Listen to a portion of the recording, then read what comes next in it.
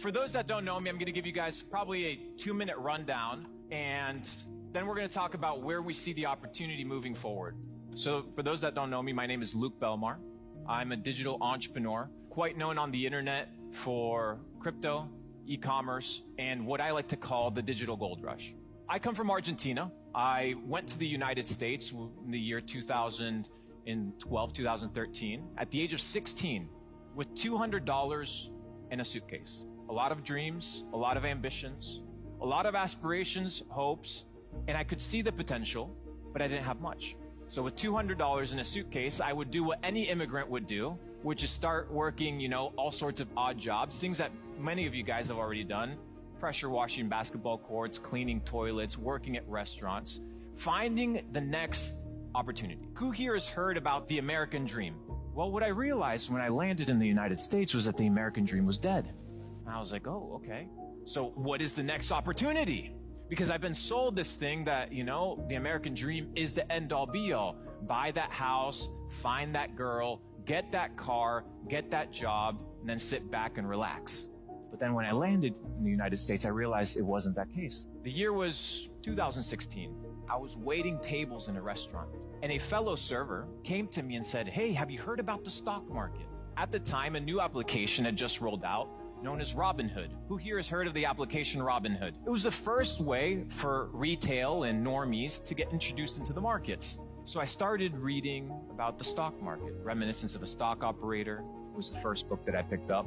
Trading in the Zone was the second book that I picked up. And eventually I started enjoying it. And I was like, okay, there's money here, but I don't have any money. So what do I have to do? Well, continue working all sorts of odd jobs to get there. I remember I lost $125. It was my first time. I was terrified. I closed my trade and I said, I don't want to do this anymore. A few days later, that same server comes to me and says, hey, have you heard about Bitcoin? At that time, Bitcoin was $588. I looked at Bitcoin and I said, okay, it's expensive for me. Let me get my credit card, because I had no money. So let me get my credit card. I went on Bitstamp and bought my first 3 Bitcoin. Ever since then, I realized that this digital money is more than just digital money. There's an entire landscape that's taking place, an entire revolution that's occurring that I like to call the digital gold rush. The year is 1848, and in the eastern colonies of the United States, rumors begin to surface that in the West, they had found gold. Overnight, 300,000 migrants moved from east to west with the hopes of finding gold. Were they all miners by profession, by trade? Not at all. Now the question is, who made the money? Who got rich during the gold rush of 1848? Was it just the first people, like Bitcoin in 2009, 2010, the first guys that were there? Were those the only ones that made the money? No. More people captured massive opportunity. For example, there was this one individual who used to work in the dry markets, and he would sit there like you guys are doing today, and he would listen to people, identifying problems. And he began to realize that every miner was complaining about 2 things. One, that their pants couldn't hold their tools, that their pants were ripping, and that when they were sitting down or kneeling, their knees would hurt. His name, Levi Strauss, creator of denim jeans. Did he mine for gold? No. But he identified an opportunity in the gold rush that allowed him to get rich. So when you're looking at crypto, or you're looking at these markets, do you have to be a project founder in order to win? No, not necessarily. You have to be able to identify problems, because where there's problems, there's profit.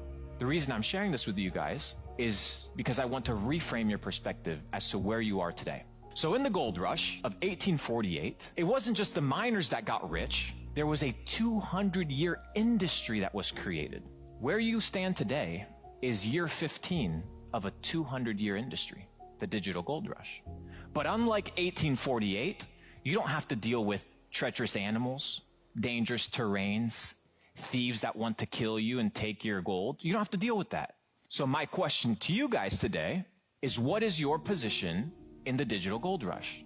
How are you going to capitalize on this 200-year industry? Are you merely looking at a 15% swing in your portfolio? Or are you understanding that for the next 80 to 100 years, this industry is only growing and getting bigger and stronger?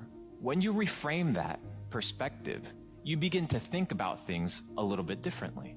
you begin to zoom out and understand that there's a bigger play at hand.